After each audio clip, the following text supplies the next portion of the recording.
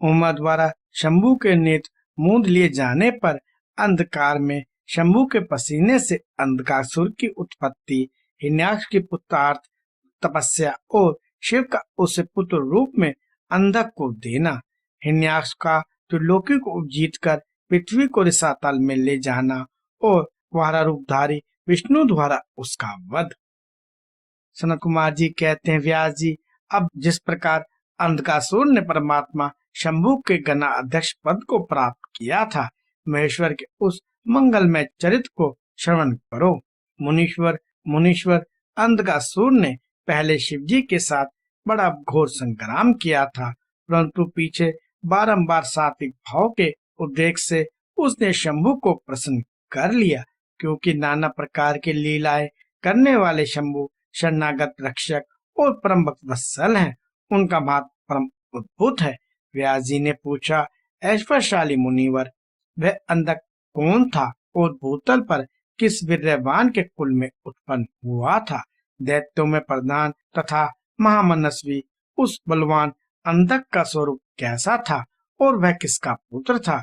उसने परम तेजस्वी शंभू की गणाध्यक्षता को कैसे प्राप्त किया? यदि अंधक गणेश्वर हो गया तब तो वह परम धन्यवाद का पात्र है। सनत कुमार ने कहा, मुने, पूर्व काल की बात है। उस समय भक्तों पर कृपा करने वाले तथा देवताओं के चक्रवर्ती सम्राट भगवान शंकर को विहार करने की इच्छा हुई। तब वे पार्वती और गणों को साथ ले अपने निवासभूत कैलाश पर्वत से चलकर काशीपुरी में आए।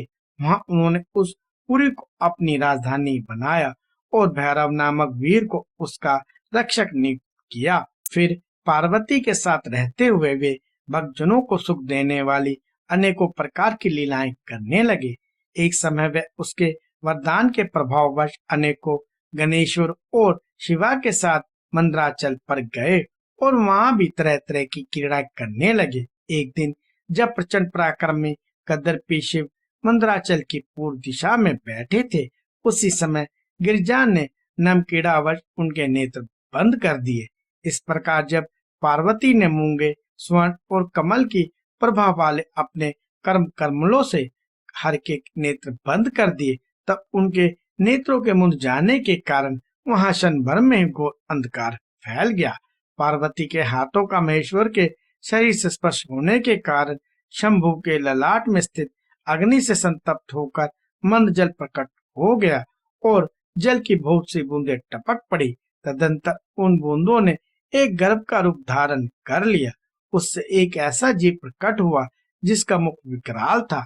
वह अत्यंत भयंकर, क्रोधी, कृतघ्न, अंधा, कुरूप, जटाधारी, काले रंग का, मनुष्य से भिन्न, बेडोल और सुंदर बालों वाला था। उसके कंठ से घोर घर घर शब्द निकल रहा था।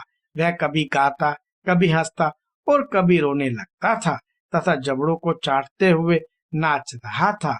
उस अद्भुत दृश्य वाले जीव के प्रकट होने पर शिव जी मुस्कुराकर पार्वती जी से बोले, श्री महेश्वर ने कहा, प्रिय, मेरे नेत्रों को मूंद कर तुमने ही तो यह कर्म किया है, फिर तुम उससे भय क्यों कर रही हो? शंकर जी के उस वचन को सुनकर गौरी हंस पड़ी और उनके नेत्रों पर से अपने हाथ हटा लिए। फिर तो वहां प्रकाश छा गया, परंतु उस प्राणी का रूप भयंकर ही बना रहा और अंधकार से उत्पन्न होने के कारण उसके नेत्र भी अंधे थे। तब वैसे प्राणी को प्रकट हुआ देखकर गौरी ने महेश्वर से पूछा। गौरी ने कहा, भगवान, मुझे सच सच बताइए कि हम लोगों के सामने प्रकट हुआ यह बेडोल प्राणी कौन है? यह तो अत्यंत भयंकर है। किस निमित्त को लेकर किसने इसकी सृष्टि की है और यह किसका पुत्र है? सनत कुमार जी कहते हैं, महेश, जब लीला रचने वाली तथा तीनों लोकों की जननी गौरी ने सृष्टिकर्ता की उस अंधी सृष्टि के विषय में यूं प्रश्न किया, तब लीला विहारी भगवान शंकर अपनी प्रिया के उस वचन को सुनकर कुछ मुस्कुराए और इस प्रकार बोले। महेश्वर ने कहा, अद्भुत चरित्र रचने वाली अंबिके, सुनो, जब तुमने मेरे नेत्र बंद किए थे उसी समय यह अद्भुत एवं प्रचंड पराक्रमी प्राणी मेरे पसीने से प्रकट हुआ।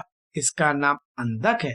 तुम इसको उत्पन्न करने वाली हो, अतः सखियों सहित तुम्हें कल्याण पूर्वक इसकी गणों से यथोयोग्य रक्षा करते रहना चाहिए। इसे इस प्रकार बुद्धि पूर्वक विचार करके ही तुम्हें सर कार्य करना चाहिए। सनत कुमार जी कहते हैं, मुने अपने स्वामी के ऐसे वचन सुनकर गौरी का हृदय कोणार्थ हो गया। वे अपने सखियों से अंधक को अपनी पुत्र की भांति नाना प्रकार के उपायों द्वारा रक्षा करने लगी।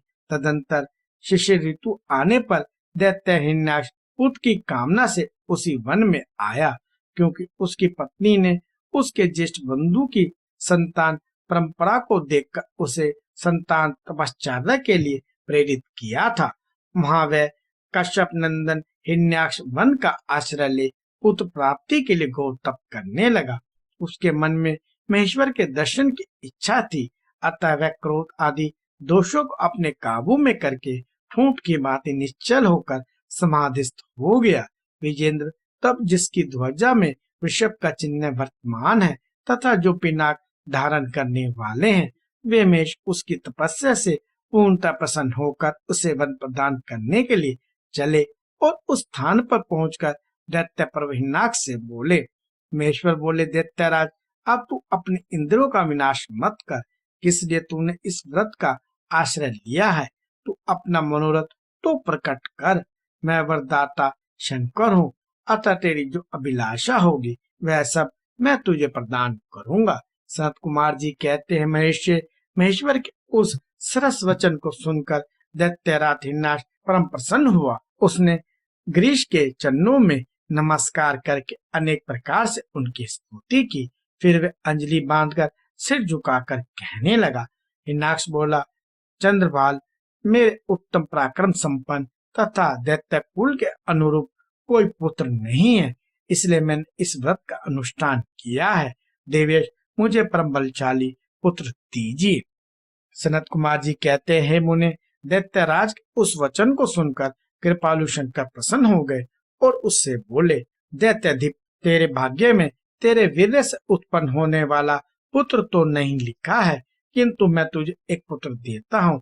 मेरा एक पुत्र है जिसका नाम अंधक है। यह तेरे ही समान पराक्रमी और अजय है। तू संपूर्ण दुखों को त्याग कर उसी को पुत्र रूप में वरण कर ले और इस प्रकार पुत्र प्राप्त कर ले।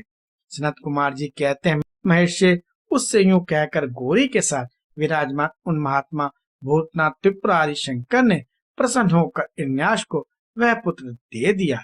इस प्रकार शिवजी से पुत्र प्राप्त करके वह महानस्वी दैत्य परम प्रसन्न हुआ। उसने अनेकों स्रोतों द्वारा रूप की पूजा करके प्रदक्षिणा की और फिर वह अपने राज्य को चला गया।